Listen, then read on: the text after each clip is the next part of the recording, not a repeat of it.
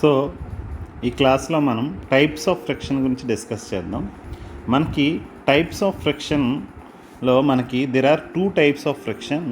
So one is solid friction,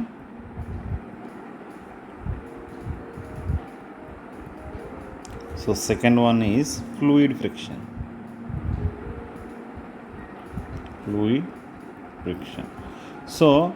So solid friction again classified into static friction. So second one is the dynamic friction. So dynamic friction, so static friction and dynamic friction. So మనకి మళ్ళీ dynamic ఫ్రిక్షన్ని కూడా మళ్ళీ మనం డిఫరెంట్గా చేయొచ్చు. So dynamic ఫ్రిక్షన్లో sliding, so rolling, so sliding friction, so rolling friction. So మనకి సో టైప్స్ ఆఫ్ ఫ్రిక్షన్లో సో మెయిన్ క్లాసిఫికేషన్ అంటే solid friction, so fluid friction, solid friction, fluid friction. So ఇది కాకుండా ఇంకొక ఫ్రిక్షన్ కూడా ఉంది మనకి నార్మల్గా. ఈ మెయిన్ ఫ్రిక్షన్స్ అయితే మూడోది ఏంటంటే so fluid friction non viscous greasy friction అని అంటాం. So non viscous or greasy, so greasy friction. So దీన్నే మనం బౌండరీ ఫ్రిక్షన్ అని అంటాం, boundary friction. Okay, so main classifications అయితే ఈ రెండు మనకి. So solid friction, fluid friction. So third one is the non viscous friction. So మనకి solid ఫ్రిక్షన్లో స్టాటిక్ అండ్ డైనమిక్ ఫ్రిక్షన్.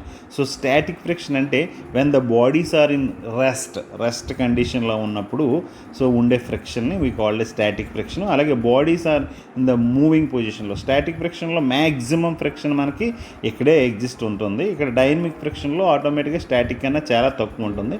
ఈ స్టాటిక్ ఫ్రిక్షన్లోనే మనకి స్లైడింగ్ ఫ్రిక్షన్ అని, రోలింగ్ ఫ్రిక్షన్ అని రెండు రకాలు ఉన్నాయన్నమాట. ఓకే, సో ఇప్పుడు మనం ఒక్కొక్క ఫ్రిక్షన్ గురించి మనం డిస్కస్ చేద్దాం. సో ఇప్పుడు మనం ఒక్కొక్క ఫ్రిక్షన్ గురించి క్లియర్గా మనం తెలుసుకుందాం. So first solid friction. So one is the solid friction. So solid friction, so solid friction ఇదేంటంటే two or more solid bodies మధ్య ఉన్న ఫ్రిక్షన్ని.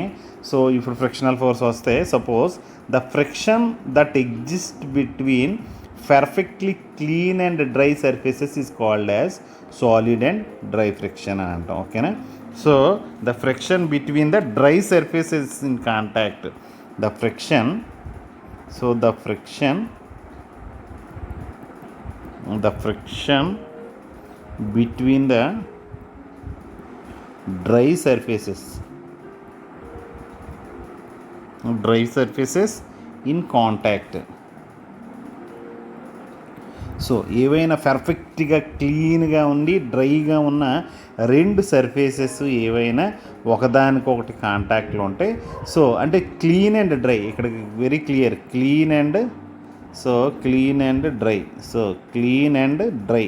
సో ఈ రెండు కండిషన్స్ కూడా మీరు గుర్తుపెట్టుకోవాలి. సో ఈ రెండు బాడీస్ క్లీన్ అండ్ డ్రైగా ఉన్న బాడీస్ ఒకదానికి ఒకటి కాంటాక్ట్లో ఉన్నప్పుడు సో ఏదైనా ఫోర్స్ పడితే ఆటోమేటిక్గా సో ఆపోజిట్ ఫోర్స్ పడుతూ ఉంటుంది కదా, that is the solid friction అని అంటాం. ఓకేనా, so the friction that exist between the perfectly clean and dry surfaces is called. ఓకేనా, సో ఏదైనా రెండు పర్ఫెక్ట్ క్లీన్ అండ్ డ్రైగా ఉన్నదానికి మధ్యలో ఉన్నదాన్ని so we called as solid friction అని అంటాం.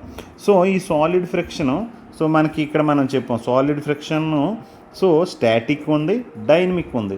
సో స్టాటిక్ అంటే ఏంటి, దీనికి స్టాటిక్ అంటే so static friction. So static అంటే ఏంటి, సో ఈ టూ సర్ఫేసెస్, సపోజ్ ఈ టూ సర్ఫేసెస్ సో రెస్ట్లో ఉన్నాయి. So both are in so రెస్ట్లో ఉన్నాయి.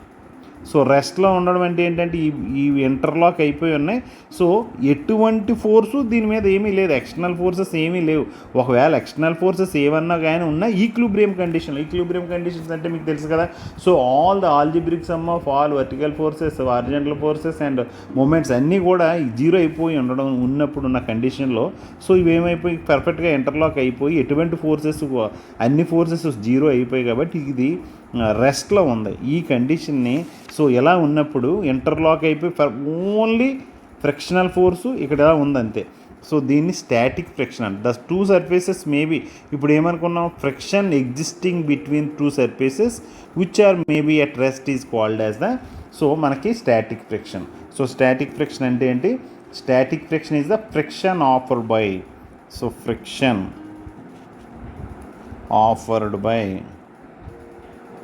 offered by the bodies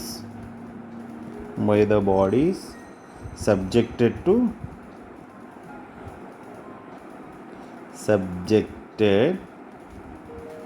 to external forces until there is no motion between the bodies.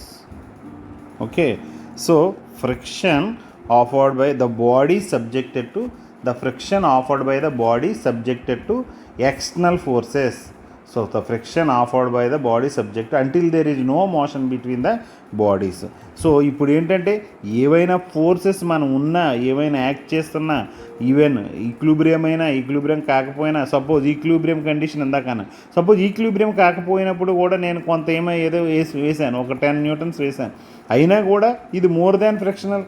So more than frictional force కన్నా maximum limit కన్నా తక్కువ ఉంది కాబట్టి body is in the rest. So in some cases so equilibrium condition ఉంటుంది, in some cases non equilibrium కండిషన్లో కూడా if the so forces so external forces ఉన్నా కూడా సో బాడీ ఇంకా మూమెంట్లోకి రాలేదు. ఎందుకు మూమెంట్లోకి రాలేదు, reaction is more than the so external forces on that body. So దానివల్ల body not in the condition of motion. So అప్పటి వరకు ఉన్న బాడీ మోషన్లోకి రాకముందు ఉన్నంత వరకు ఉన్న ఫ్రిక్షనల్ ఫోర్సెస్ని we called as static friction. So once the body in dynamic position, that is the మోషన్లోకి వస్తే ఆటోమేటిక్గా the frictional forces so the frictional forces exist in between the moving bodies is called as the dynamic friction. So dynamic friction ante the friction of exerted by a body when it is in motion over another body. So suppose dynamic ani kuda so dynamic friction అంటే so ఎప్పుడు friction ఇప్పుడు రెండు రెస్ట్లో ఉన్నప్పుడు offer చేసే ఫ్రిక్షన్ని మనం static friction అంటాం. So suppose ఒక body move అవ్వడం మొదలైంది అంటే మూవ్ అవ్వడం మొదలైంది అంటే ఏంటి, ఈ ఫ్రిక్షనల్ ఫోర్సెస్ ఇది రెసిస్టెన్స్ ఫోర్స్ కన్నా సో అప్లైడ్ ఫోర్స్ ఎక్కువ అవడంతో ఆటోమేటిక్గా body starts moving. So frictional force ఎక్కువ ఉన్నంతసేపు బాడీ ఏం చేస్తుంది, సో ఈ మోషన్ని రెసిస్ట్ చేస్తుంది. సో దాన్నే మనం స్టాటిక్ ఫ్రిక్షన్ అన్నాం. So once the body starts moving చూస్తే అక్కడి నుంచి ఫ్రిక్షనల్ ఫోర్సు నార్మల్గా తగ్గిపోతుంది అనమాట. సో ఇక్కడ మనకి dynamic friction is the friction force exerted by the body when it is in so మనకి so friction force exerted by body when it is in motion. So this is the dynamic friction. So manaki dynamic friction. So malli manaki dynamic friction lo there are two types. One is the sliding. So sliding. Second one is the rolling. So sliding అంటే ఏంటి, rolling అంటే ఏంటి. So మనకి ఏంటంటే friction between ఇప్పుడు bodies ఒకదాని మీద ఒకటి సో ఇలా స్లైడ్ అవ్వడం ఒకలా ఉంటుంది. సో అలా కాకుండా సపోజ్ బాడీస్ మీద సో రోల్ అవుతున్నాయి. సో ఇవి ఏమవుతున్నాయి, ఇలా రోల్ అవుతున్నాయి. సో ఈ డైరెక్షన్లో మనకి రోల్ అవ్వకుండా వెళ్తున్నాయి. So this is the sliding friction, this is the rolling friction. So ఈ రోలింగ్ ఫ్రిక్షన్లో sliding friction offers more friction compare to the rolling friction. The friction that exist when the one surface slides over the another surface అయితే that is the sliding friction. Okay, the friction that exists when one surface slides over the other is called as the sliding friction. So identi ikkada same ఒక ఒక ఒక surface ఇంకో surface మీద role అవుతూ ఉంటే, so ఈ surface మీద ఇంకో సర్ఫేస్ రోల్ అవుతూ ఉంటే దీని ద్వారా వచ్చే ఫ్రిక్షన్, దీనిలో ఉన్నప్పుడు ఉన్న ఫ్రిక్షన్ని we called as rolling friction. Okay, the friction between two surfaces separate by a ball or roller is called as the rolling friction. That is, the friction exists when body rolls over another body. Okay, na the friction. So the friction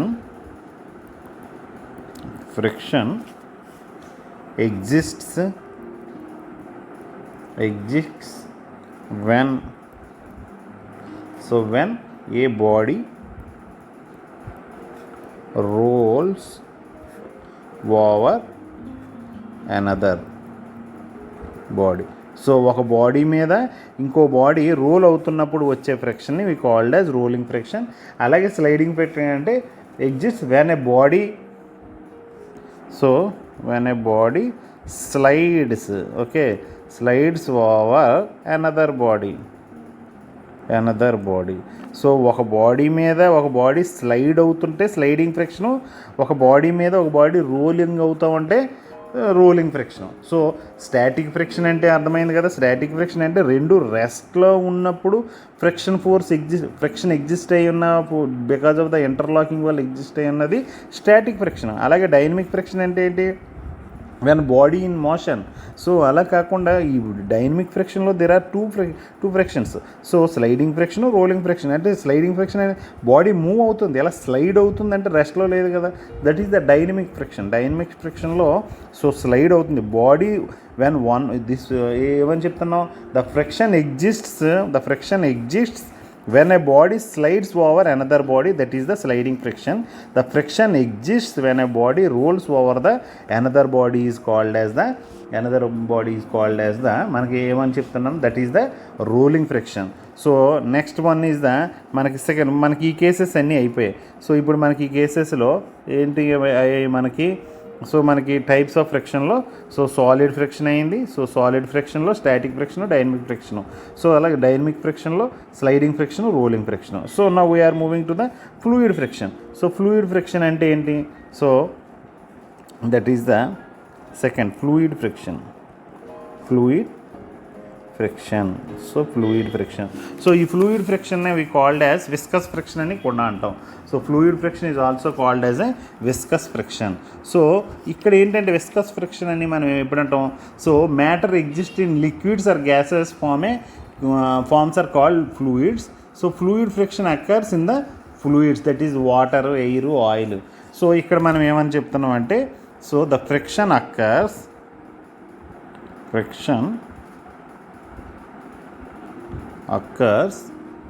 when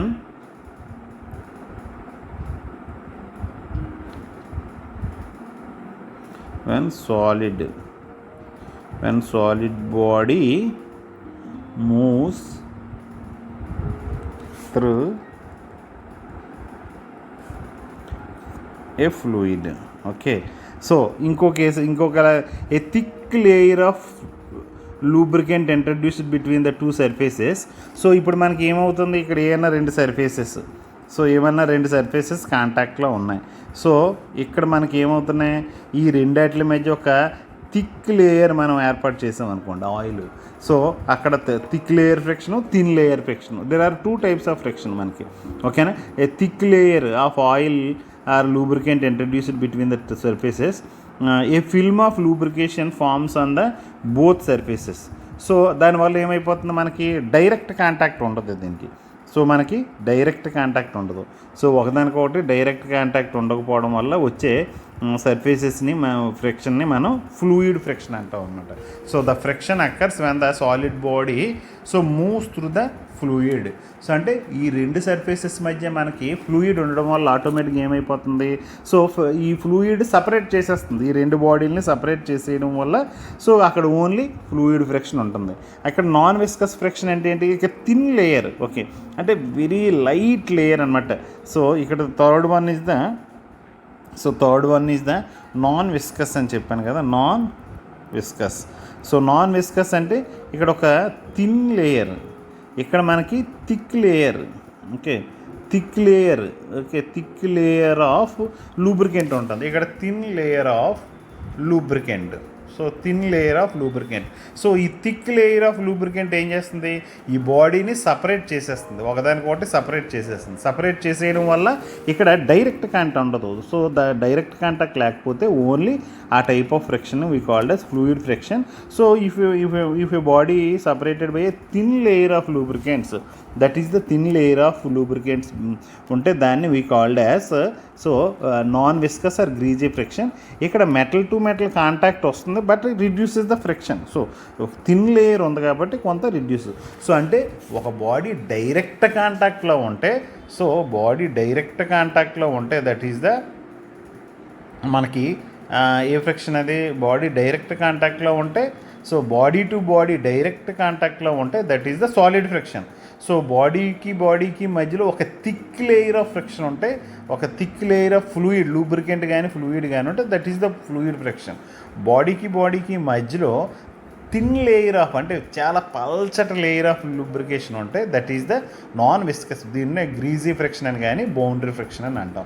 so solid ఫ్రిక్షన్లో మనకి static, dynamic, sliding, rolling, అలాగే fluid friction మీకు చెప్పాం కదా.